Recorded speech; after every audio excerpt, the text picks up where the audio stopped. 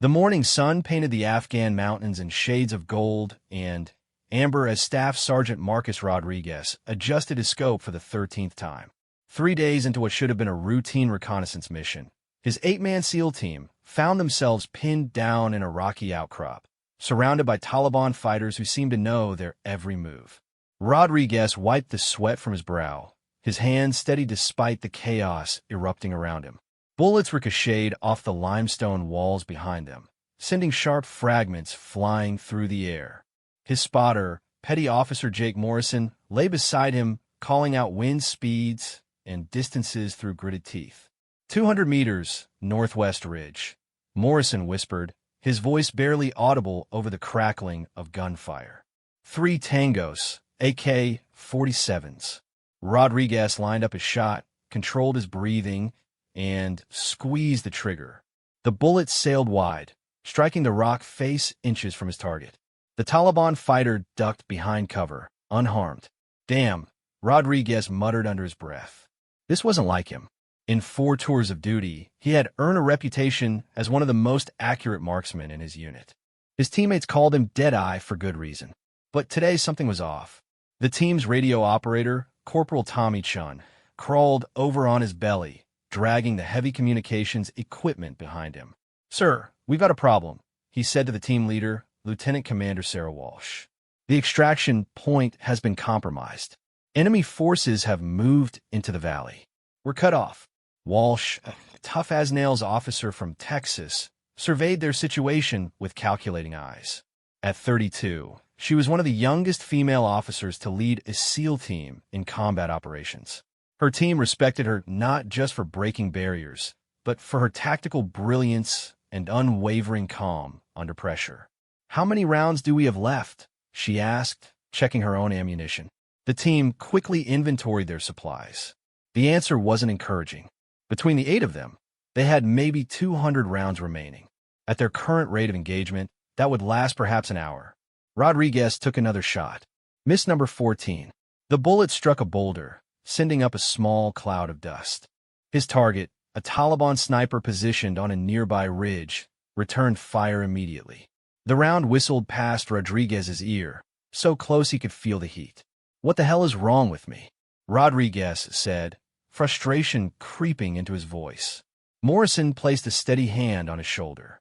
"Range might be throwing you off," Morrison suggested. "The altitude here plays tricks with ballistics." But Rodriguez knew it wasn't the altitude. He had trained in these conditions before. Something else was affecting his accuracy, and with each missed shot, their situation grew more desperate. The Taliban fighters seemed to sense their prey was weakening. The volume of incoming fire increased, forcing the SEALs to stay low behind their rocky cover. Occasional shouts in Pashto echoed across the mountainside as the enemy coordinated their positions. Walsh grabbed the radio handset from Chun. "Base, this is Phantom Team. We're taking heavy fire and require immediate air support. Our position is compromised, and we have limited ammunition." The response crackled through static. "Phantom Team, be advised that all air assets are currently engaged in operations 60 kilometers south. Earliest possible support is 4 hours." 4 hours? Walsh looked around at her team. They all knew what those words meant. They were on their own, outgunned, and running low on ammunition, with no hope of rescue until well into the afternoon. Rodriguez steadied himself for another shot. This time, he took extra time lining up his crosshairs on a Taliban fighter who had exposed himself while trying to flank their position. The mathematics of a shot ran through his head automatically. Distance, wind speed, elevation, temperature. Everything calculated perfectly. He pulled the trigger. The bullet flew high and to the right, missing by at least 3 feet. 15, Morrison counted grimly. The missed shot seemed to embolden the Taliban forces. More fighters appeared on the ridges around them, their muzzle flashes winking like deadly stars in the mountain shadows. The SEALs' defensive position was strong, but it was becoming increasingly clear that they were surrounded. Specialist Danny Park, the team's medic, army crawled over to where Walsh was studying a topographic map of the area. "Ma'am, we've got movement on the south ridge, too." Looks like at least 6 more fighters moving to cut off any retreat route. Walsh folded the map carefully and slipped it into her vest pocket. 22 years of military training had taught her to think clearly in desperate situations. But as she looked around at her team, she realized they were facing odds that even the best training might not overcome. Rodriguez lined up for his 16th attempt, his jaw clenched with determination. The weight of his team's survival seemed to rest on his ability to eliminate the enemy snipers who were keeping them pinned down. But as his finger moved toward the trigger, he couldn't shake the feeling that something fundamental had changed about his shooting, something that all his experience and training couldn't seem to fix. The mountain wind picked up, carrying with it the distant sound of more vehicles approaching from the valley below. Time was running out, and Rodriguez knew that his next few shots might determine whether his team would make it home alive. The sun climbed higher, turning the rocky outcrop into a furnace. Rodriguez's uniform was soaked with sweat as he prepared for his 17th shot. The Taliban sniper on the northwest ridge had become bolder, exposing himself for longer periods as he seemed to realize the American marksman was struggling. Morrison adjusted his spotting scope and called out the data. Winds picking up, coming from the east at about 8 miles per hour. Targets at 230 meters, elevated approximately 40 feet above our position. Rodriguez absorbed the information, made his calculations, and fired. The bullet sailed past the target's left shoulder, striking a dead tree branch behind him. The Taliban fighter actually paused and seemed to look directly at Rodriguez's position, as if puzzled by the continued misses. 17, Morrison said quietly, his concern now evident in his voice. Lieutenant Commander Walsh crawled over to their position, keeping her head low as bullets continued to snap overhead. Rodriguez, talk to me. What's your assessment? Rodriguez lowered his rifle and looked at his commanding officer with eyes that showed the strain of the situation. Ma'am, I honestly don't know what's happening. Everything feels right, the calculations are correct, but the shots aren't connecting. It's like there's some kind of interference I can't account for. Walsh studied the surrounding terrain through her binoculars. The Taliban forces had indeed increased in number since the morning. She counted at least 20 muzzle flashes from various positions around their rocky fortress. More concerning were the reports from her team about enemy movement in areas they hadn't initially occupied. Corporal Chun crawled over with troubling news. Ma'am, I'm picking up radio chatter suggesting they're moving heavy weapons into position. Sounds like they might have a mortar team setting up in the valley. The implications hit everyone immediately.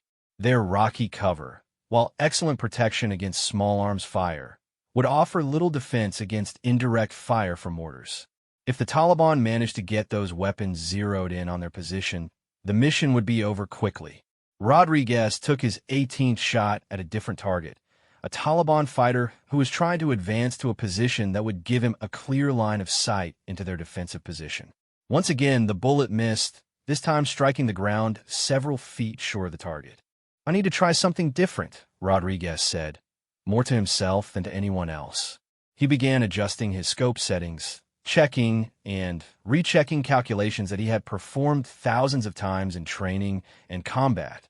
Morrison, who had been Rodriguez's spotter for over 2 years, watched his partner's growing frustration with mounting concern. Marcus, maybe we should switch roles for a while. Let me take a few shots while you spot. But Rodriguez shook his head. No, that doesn't solve the problem. If I can't hit targets at this range with perfect conditions, something's seriously wrong. Specialist Park had been quietly observing the exchange while maintaining watch on their southern flank.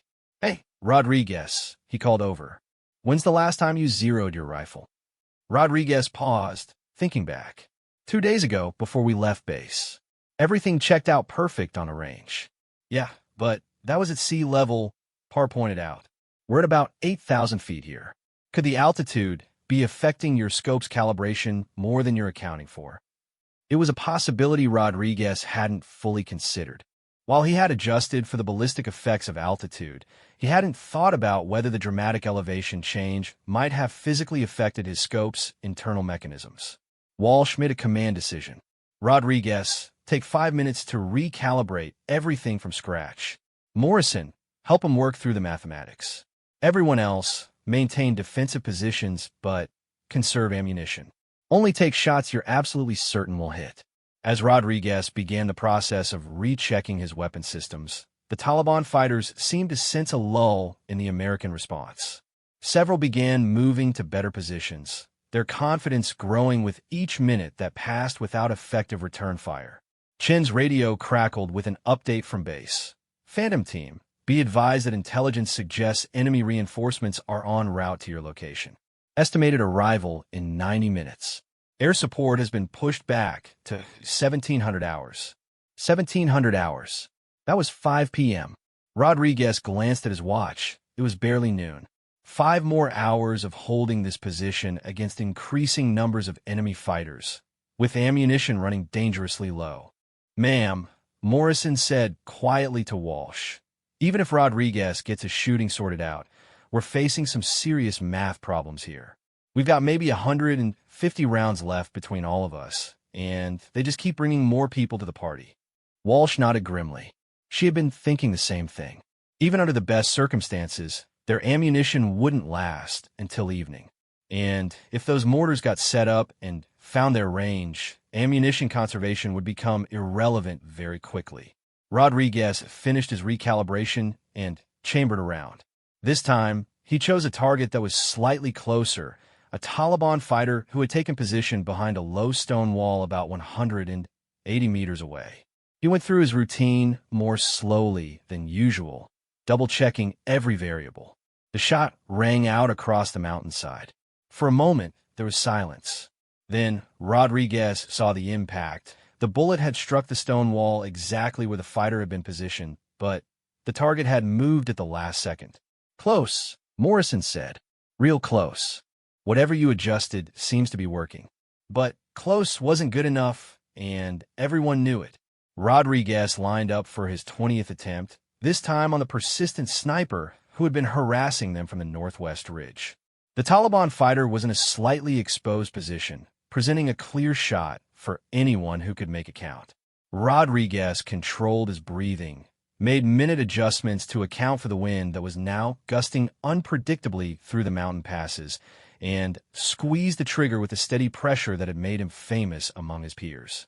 The bullet flew true for most of its trajectory, but at the last moment seemed to drift just enough to miss the target by inches. The Taliban sniper immediately returned fire, and this time his shot was uncomfortably accurate, striking the rock face just above Rodriguez's position and showering him with stone chips.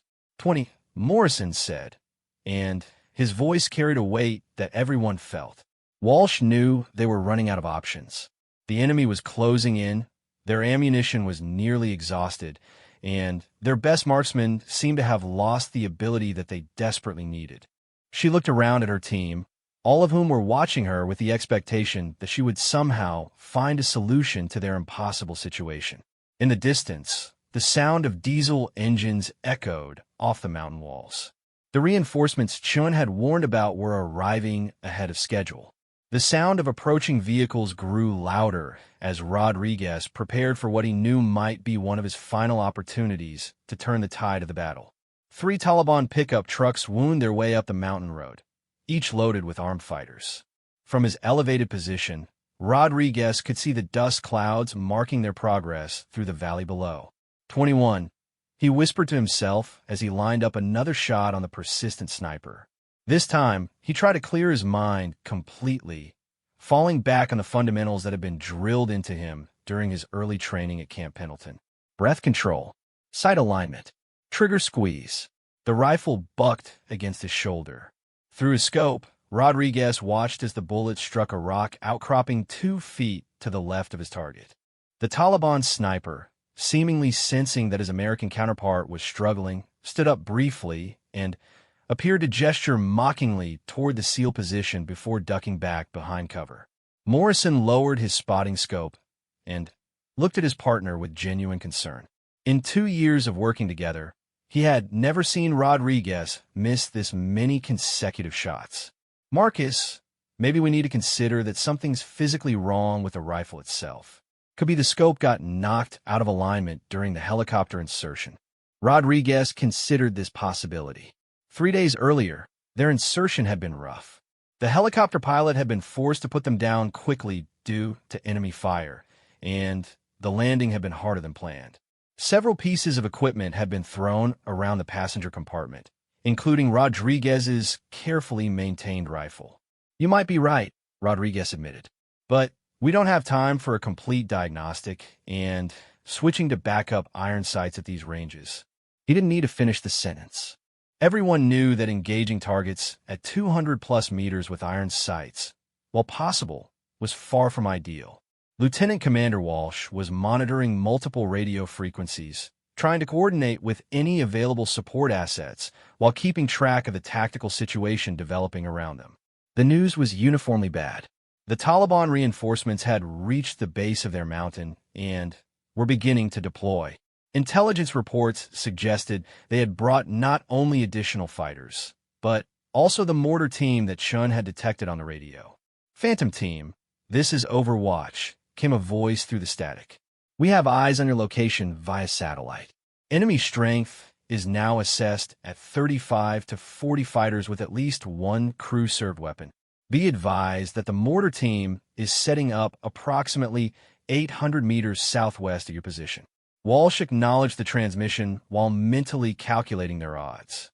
40 enemy fighters against 8 SEALs, with the Americans nearly out of ammunition and no air support for hours. The mathematics of survival were becoming increasingly grim. Specialist Park, who had been monitoring the southern approach to their position, crawled over with an urgent report. "Ma'am, we got dismounted infantry moving up the goat path on the south face. Looks like they're trying to get close enough for a direct assault." This was the development Walsh had been dreading. As long as the Taliban fighters stayed a distance, the SEALs could use their superior training and defensive position to hold them off despite the ammunition shortage. But if the enemy managed to get close enough for a direct assault, the Americans would be quickly overwhelmed by sheer numbers. Rodriguez was lining up for his 22nd shot when the first mortar round impacted about 50 meters from their position. The explosion sent up a shower of rocks and dirt, and the concussion wave was strong enough to blur Rodriguez's vision temporarily. Through the ringing in his ears, he could hear Walsh shouting orders to his teammates. "Incoming indirect fire. Everyone find hard cover." The second mortar round landed closer, maybe 30 meters away. This one sent fragments whistling overhead and filled the air with choking dust. Rodriguez realized that the enemy was walking their fire toward the SEAL position, adjusting their aim with each shot. "They're bracketing us," Morrison shouted over the noise. "Next few rounds are going to be right on target." Rodriguez knew this was his moment. With mortar rounds beginning to find their range, he might not get another clear opportunity to engage the targets that were keeping his team pinned down. He had to make the shot count, regardless of whatever was affecting his accuracy. He selected the Taliban sniper who had been their primary tormentor throughout the morning. The enemy fighter was in a good position on the northwest ridge, but Rodriguez could see enough of his profile to attempt a shot. Taking extra time to steady his breathing and check his sight picture, Rodriguez applied pressure to the trigger with a smooth, consistent technique that had never failed him before. The shot rang out just as the third mortar round impacted 15 meters from their position. The explosion and the rifle shot seemed to blend together in a thunderous cacophony that echoed off the surrounding mountain peaks. Through the smoke and debris, Rodriguez tried to spot his target through the scope. The Taliban sniper was still there, still moving, still very much alive. Shot 22 had missed its mark. "This is impossible," Rodriguez said, his frustration now turning to something approaching despair. "Every calculation is correct. The rifle should be shooting straight. I don't understand what's happening."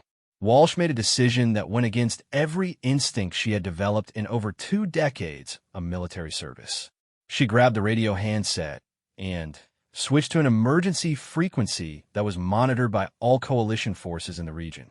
Any station, this is Phantom Team. We are 8 American personnel in contact with superior enemy forces. We are critically low on ammunition and under accurate mortar fire.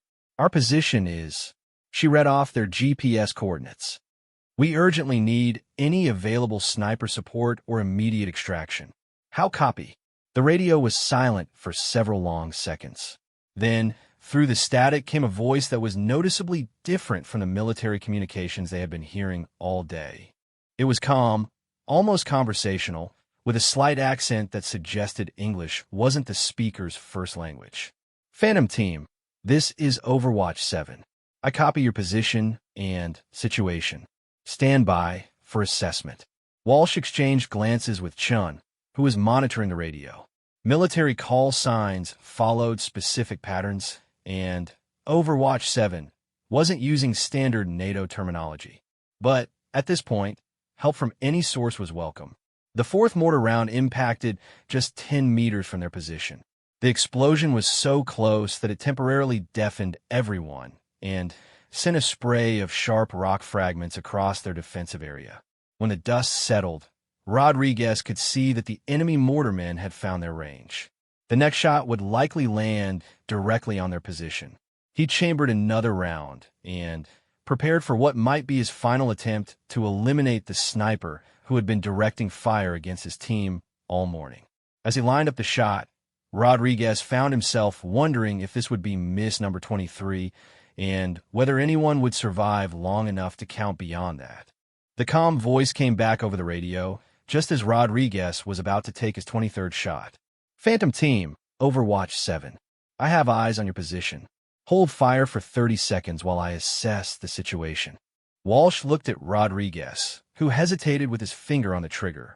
Something about the voice commanded attention. It wasn't the clipped, professional tone of military communications they were used to. This voice carried an authority that seemed to come from experience rather than rank. Phantom Team, the voice continued. Your marksman is suffering from scope parallax error combined with thermal mirage effects. The extreme temperature differential in your mountain environment is creating optical distortions that your current scope settings cannot compensate for. Rodriguez lowered his rifle and stared at Morrison in amazement. Parallax error was an advanced ballistics concept that even experienced snipers sometimes overlooked. It occurred when the scope's reticle wasn't perfectly aligned with the target image, causing point of impact to shift based on the shooter's exact eye position behind the scope. Who the hell is this? Morrison whispered. The mysterious voice wasn't finished. Additionally, your rifle 0 was established at sea level with standard temperature and humidity.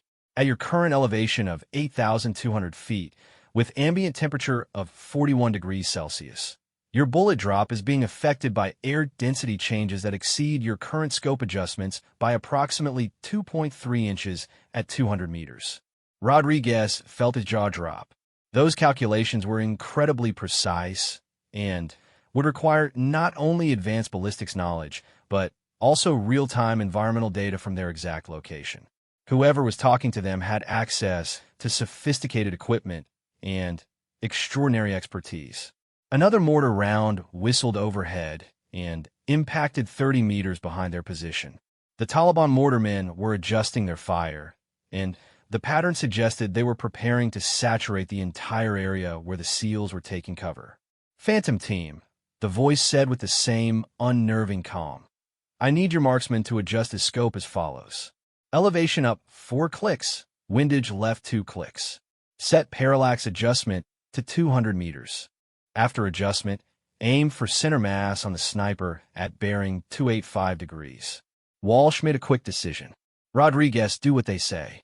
Rodriguez began making the adjustments, his hands working quickly with the familiar controls of his scope. The clicks of the adjustment knobs seemed unusually loud in the brief lull between incoming mortar rounds. Adjustment complete, Rodriguez reported over the radio. Very good, came the calm response. Now, the target you've been engaging is not the primary threat. The real danger is a spotter located 40 meters to his left, partially concealed behind the split boulder. That individual has been directing both sniper fire and mortar strikes. Eliminate that target first. Rodriguez swung his rifle to the left and peered through his scope. At first, he couldn't see anything behind the boulder the voice had described. Then, as his eyes adjusted, he spotted the faintest hint of movement. Someone was indeed hiding there, and Rodriguez realized he had been completely unaware of this position throughout the entire engagement. "I see him," Rodriguez whispered into his radio. "Barely visible, but I've got him." "Take your time," the voice advised. "Wind is currently 7 miles per hour from the northeast. Target is at 215 meters. You have approximately 15 seconds before the next mortar round impacts." Rodriguez settled into his shooting position, applied the fundamentals he had learned over years of training, and squeezed the trigger with smooth, steady pressure.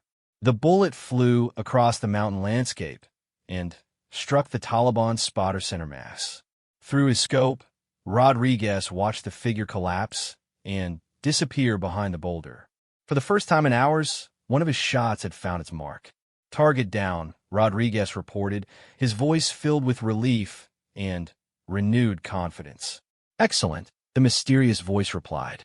"Now, quickly engage the sniper at the original position while he's distracted by his spotter's elimination."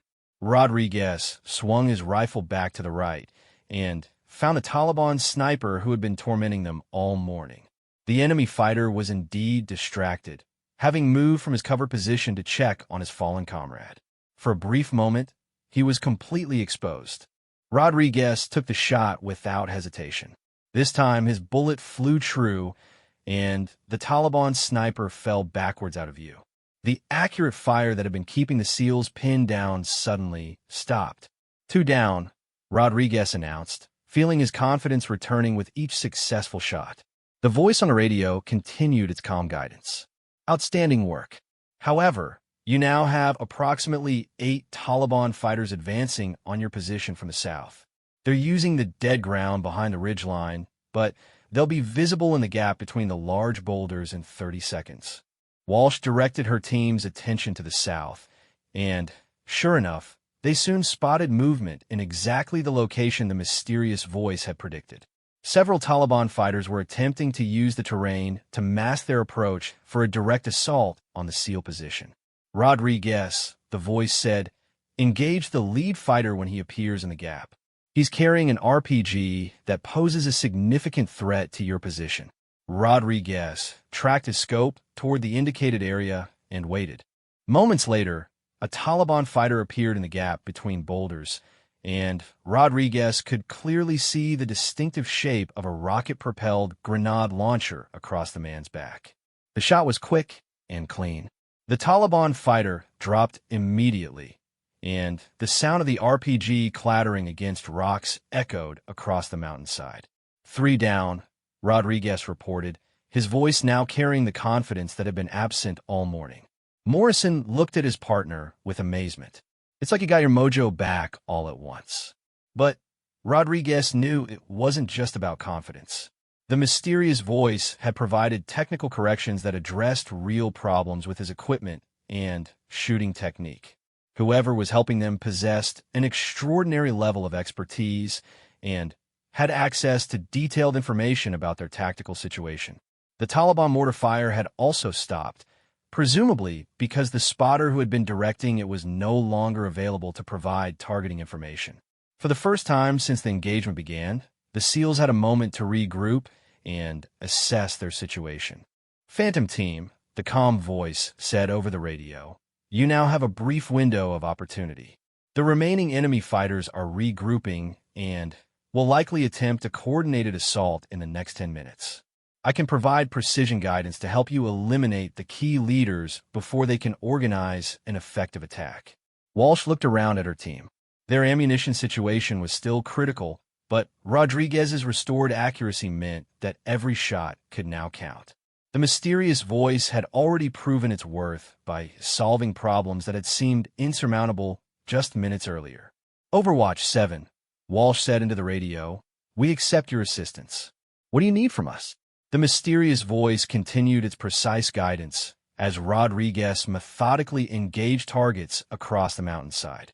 Under the calm direction of their unseen benefactor, he eliminated 2 Taliban squad leaders who were attempting to coordinate a flanking attack, then took out a machine gunner who had been setting up a weapon that would have made their position untenable. 7 down, Rodriguez reported, his confidence now fully restored. Each shot flew exactly where he intended, guided by the technical corrections and tactical intelligence provided by the voice on the radio. Walsh was monitoring multiple radio frequencies when she heard something that made her pause. On one of the Taliban communication channels that Chun had been tracking, there was excited chatter in Pashto.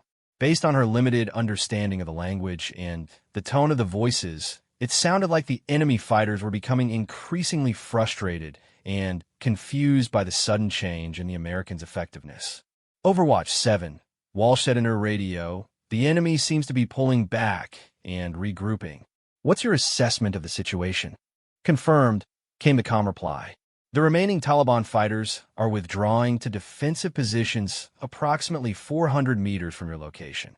They appear to have lost their appetite for a direct assault after losing their leadership structure. Morrison was scanning the surrounding terrain through his spotting scope. I count maybe 15 or 20 fighters still visible, but they're definitely keeping their distance now. Phantom Team, the voice said, you should be aware that coalition air support is now inbound to your location. 2 Apache helicopters will be on station in 12 minutes. The immediate threat to your position has been neutralized. Walsh felt a wave of relief wash over her.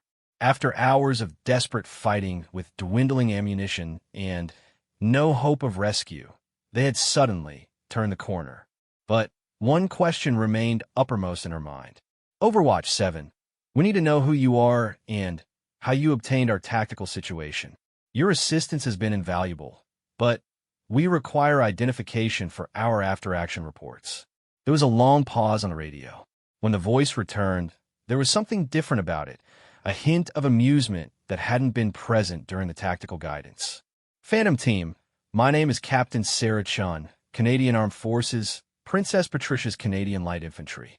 I'm a qualified sniper instructor currently attached to Task Force 31 for Specialized Mountain Operations. Walsh exchanged glances with her radio operator, Corporal Chun, who shared the same last name, but was clearly not related to their mysterious guardian angel. Captain Chun, Walsh continued, what's your current location? We'd like to coordinate with your unit. That's where it gets interesting, Phantom Team. I'm currently positioned on Peak 77, approximately 4,000 meters northwest of your location. 4,000 meters. The number hit everyone like a physical blow. Rodriguez lowered his rifle and stared across the vast expanse of mountains and valleys that stretched in every direction around them. 4,000 meters was well beyond the range of normal infantry weapons, far beyond what most people would consider an effective engagement distance, even for specialized sniper rifles. Ma'am, Morrison said quietly, 4,000 meters is over 2 miles. That's an extreme long-range shot by any standard. Captain Chin's voice came back over the radio, and now there was definitely amusement in her tone. You're probably wondering how I was able to provide such detailed tactical information from that distance. I'm equipped with some rather specialized optics and sensing equipment. Think of me as your personal guardian angel with a really good telescope.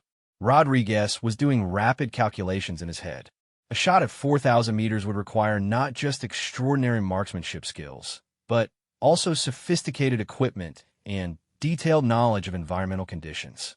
The bullet flight time alone would be several seconds, during which wind, temperature, and humidity could all affect the trajectory.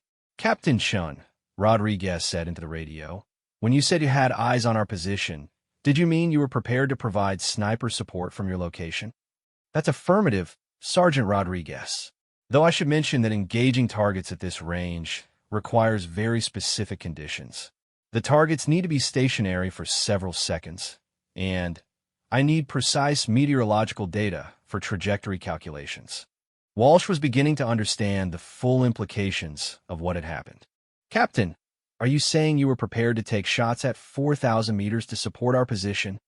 Not just prepared, Lieutenant Commander. I was tracking several high-value targets throughout your engagement. If the situation had deteriorated further, I was ready to provide direct fire support. The idea was almost incomprehensible.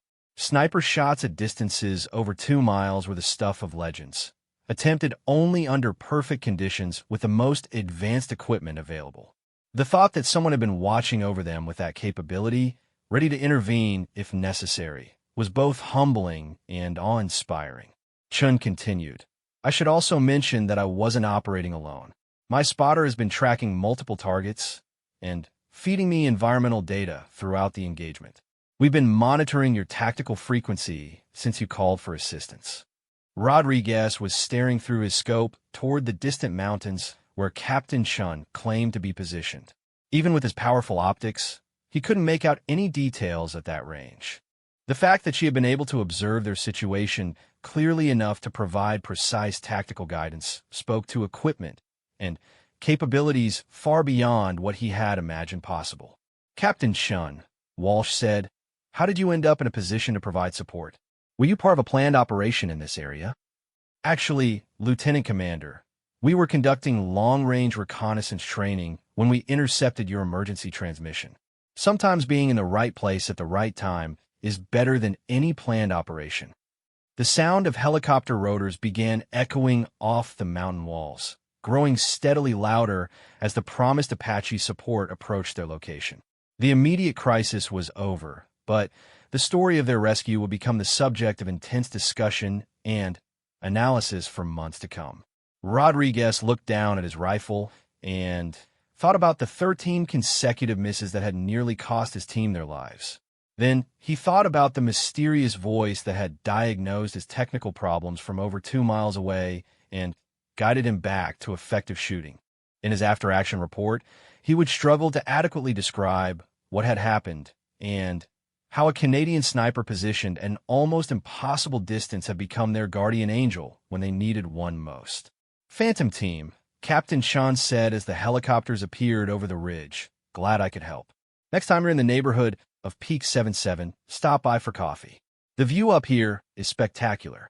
As the Apache helicopters took up defensive positions around their location and began engaging the remaining Taliban fighters, Walsh realized that this would be a story she'd be telling for the rest of her military career.